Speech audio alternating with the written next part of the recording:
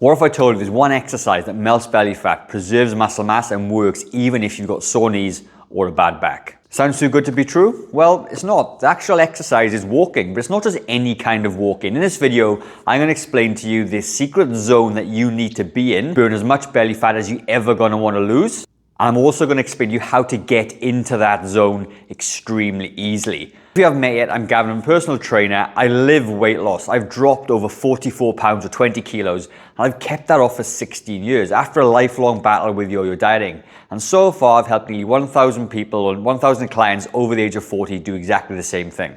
And today I'm going to reveal one of the secret strategies that our members do to lose body fat so that you can apply this to your life and get very similar results. So number one, the reason that this zone is so important is because it burns fat so efficiently. In fact, it prioritizes fat burning when you're actually doing it. So it means that you're burning fat stores, not just carbs. It means you can exercise for longer without being tired, which means you burn more fat overall. Because the thing of it is, if we do really hard cardio, like a lot of people sort of tell you to do, like jumping around and star jumps and running and sprinting, you end up not being able to recover from that cardio session, which means that you can't do it repetitively through the week. So the zone I'm going to talk to you about in a minute, you can actually do every single day because you can recover, you don't get tired, and it's very, very good on the joints and not going to destroy your joints like some of the higher impact cardio sessions. And that means it's perfect for stubborn belly fat and it's slow metabolism for people over the age of 45. Now, I'm going to cut in just quickly. If you want a full copy of a walking plan designed exactly for people over 45, just comment walking down below and I will send that to you in an email. Number two, this zone of cardio preserves muscle mass while you lose weight. That is the dream. You want to maintain muscle, build muscle even, and still lose body fat. And this zone of cardio actually does that. High intensity workouts will tend to eat through your muscle and it's very hard to recover from. And we don't want that to happen, certainly as we're getting past 40, 45, I'm 46 right now. This zone will help you burn fat while keeping your strength and muscle tone. And this is vital for people over the age of 45 because natural muscle mass is already happening. By the age of 45, you may have lost 15% of your muscle mass. So you want to be holding on to that muscle for dear life and not just destroying it by hard cardio. And the thing of it is, more muscle equals better posture, stronger joints, and a leaner look.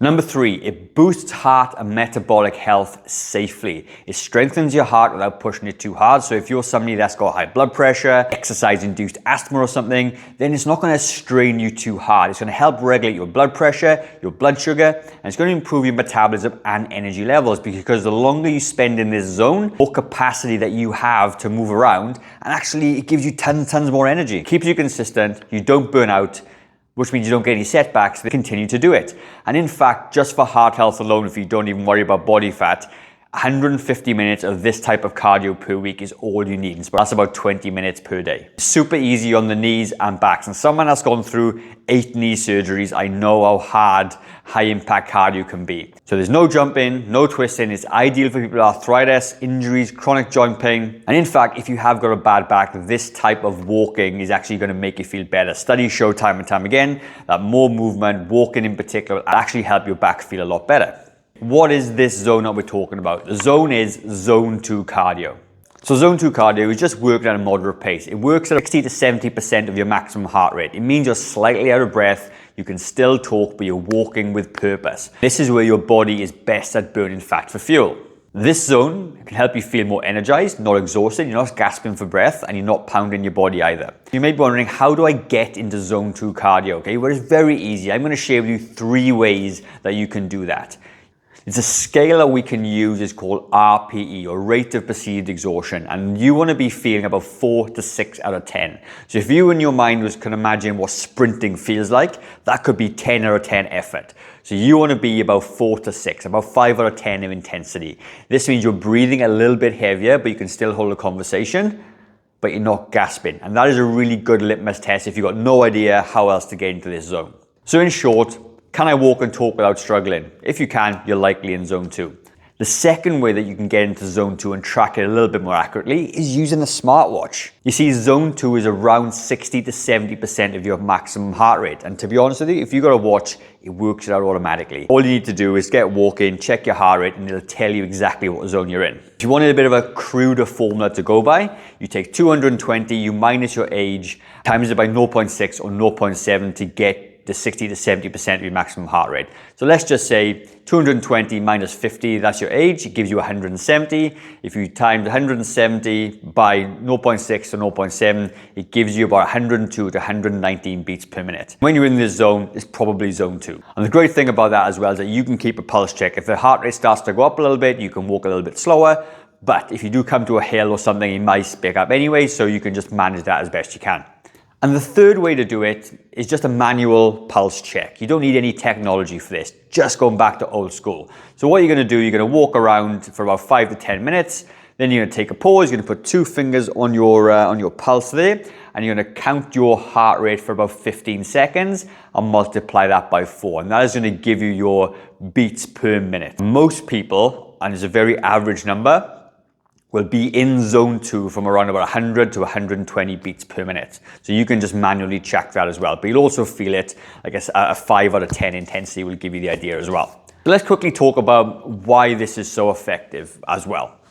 We already understand it preserves muscle mass and everything else, but what I really want to talk about is calories, because the thing of it is, calories are king. You can do this walking all day long, but if you're not taking care of your diet on the other side, then obviously you're not going to be able to outwalk a bad diet. But for example, if you're a 45-year-old person, you're 20 kilos overweight, and you're walking at zone 2, okay, which is around about 5 to 6 kilometers an hour, the calorie burn is between 300 and 600 calories per hour, which is massive. So for example, a 45-year-old woman weighing about 90 to 95 kilos, which is about 20 kilos overweight, and is walking about 5.5 kilometers an hour, will burn about 3 to 350 calories in 60 minutes. If you start adding in hills or movements or whatever you're doing, you could push that up to 400 calories per hour, which is really, really significant. And here's the bonus. If you did this 5 times per week, you could burn between 1,500 and 2,000 calories per week just from walking. That is probably a whole day's worth of eating that you've burnt off just by extra walking. And this is the difference between losing weight and being really, really stuck. And you might be thinking, well, I viewed high intensity cardio as the way to go. And high intensity cardio is a fantastic way to get very fit and to burn calories. But the problem is, if you can't do high intensity cardio for long periods of time, you don't actually burn that many calories off. So I could get you to do like 1 minute of burpees right now. And in 1 minute, you may only burn off 15 calories. But you'd be so exhausted, so sore, so tired, and you may even hurt yourself as well, that 100 calories won't make a dent at all in terms of your diet and your weight loss.